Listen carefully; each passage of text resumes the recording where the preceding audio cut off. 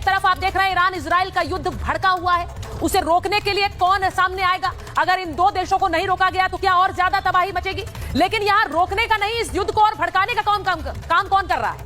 आज महाभारत में सबसे बड़ी खबर आपको बताने वाली, इजराइल और ईरान के बीच एक भीषण युद्ध छिड़ गया है और इस युद्ध में पाकिस्तान की एंट्री हो गई।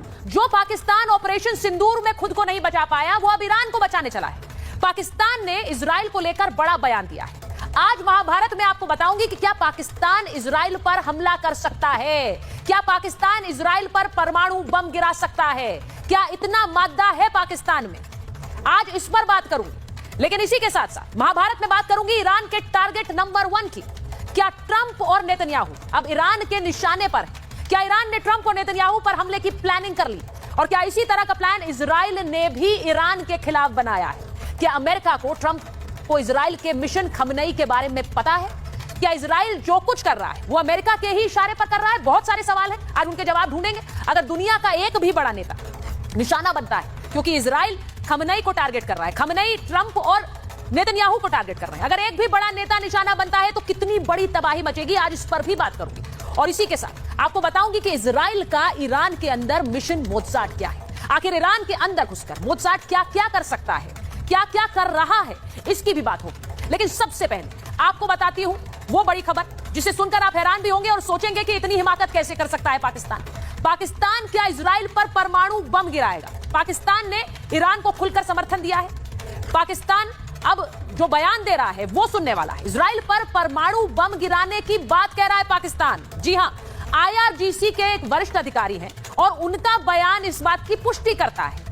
तुर्की टुडे को मोहसेन रेजाई ने एक इंटरव्यू दिया। IRGC आप जानते हैं, जो ईरान की रेवोल्यूशनरी गार्ड कोर है, जो कि वहां के सत्ताधारी नेताओं को प्रोटेक्शन देती है, सुरक्षा देती है। उसी के बड़े जनरल ने कहा कि पाकिस्तान ने हमें भरोसा दिलाया है, यह भरोसा दिलाया है कि इजराइल ने अगर ईरान पर परमाणु अटैक किया तो पाकिस्तान इजराइल पर दागेगा परमाणु बम। अब सोचिए, बहुत बड़ी बात है। पाकिस्तान ने ईरान को इस हद तक समर्थन दे दिया कि अगर इजराइल परमाणु बम दागेगा तो हम इजराइल पर हमला कर देंगे। क्या पाकिस्तान ये कर भी सकता है?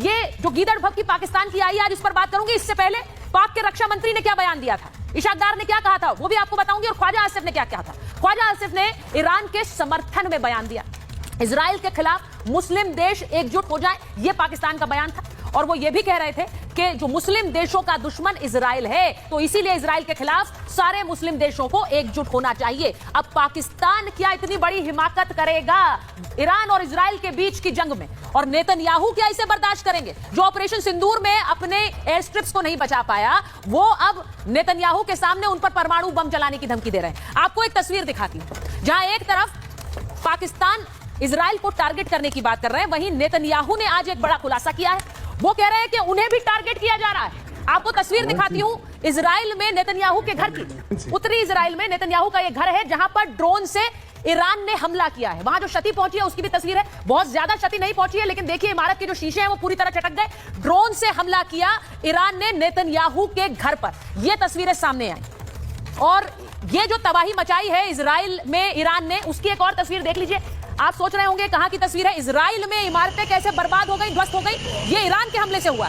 तो ये तबाही उस वक्त ईरान इजराइल में मचा रहा है और अब हमला नेतन्याहू पर करने की बात कर रहा है। इसकी पुष्टि किसने की है? इसकी पुष्टि खुद नेतन्याहू कर रहे हैं। वो बता रहे हैं कि वो कैसे टारगेट पर है, वो कैसे ईरान के टारगेट पर है और ईरान का टारगेट नंबर 1 वही है। क्या बोला है इजराइल के प्रधानमंत्री नेतन्याहू ने? उनका दावा है, क्या दावा है ये आपको बताते हैं। ईरान ने मुझे मारने की कोशिश की है, मेरे बेडरूम पर दागी है मिसाइल, ये कह रहे हैं नेतन्याहू। मुझे और ट्रंप को, आप दोनों नेताओं को देख रहे हैं, मुझे और ट्रंप को मारने की कोशिश कर रहा है ईरान। ईरान ने मेरी हत्या की साजिश रची है, यह भी कहा। और ईरान ट्रंप को नंबर 1 दुश्मन मानता है और ट्रंप एक मजबूत और निर्णायक नेता की क्षमता रखते हैं, इसीलिए ट्रंप पर हमला करना चाहता है ईरान। उन्होंने कहा कि मुझे भी मारने की प्लानिंग कर रहा है ईरान। उसके लिए बाकायदा उन्होंने एक पूरा प्लान बनाया है, लेकिन हम इस प्लान को सफल नहीं होने देंगे। तो एक तरफ ईरान नेतन्याहू और ट्रंप को मारने का प्लान बना रहा है, तो ईरान के खिलाफ इजराइल का प्लान खमनई क्या है वो भी आगे आपको बताऊंगी। पहले रिपोर्टिंग।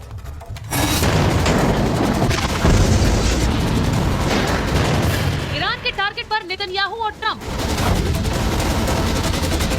नेतन्याहू के घर पर गिराई मिसाइल।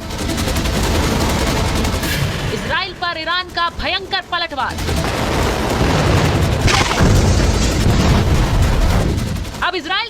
पाकिस्तान भी कूदा मैदान में। इजराइल को पाकिस्तान ने परमाणु बम की धमकी दी।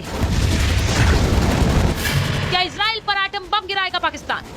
मैं समझता हूं कि ये एक ऐसा इनिशिएटिव की जरूरत है इस वक्त जिससे आलमी इस्लाम का इत्तेहाद नजर आए और इजराइल के साथ जहां भी इस्लामी दुनिया में ताल्लुकात हैं उनको मुनक़ता होना चाहिए। रूस और चीन करेंगे ईरान की मदद। क्या होगा अमेरिका का अगला प्लान? मिडिल ईस्ट में अमेरिका ने क्यों भेजे हैं युद्ध को? ईरान में इजराइल का मिशन मोज़ार्ट आखिर क्या है? क्या जल्द रुकेगा ईरान इजराइल युद्ध या फिर तबाही और भीषण होगी?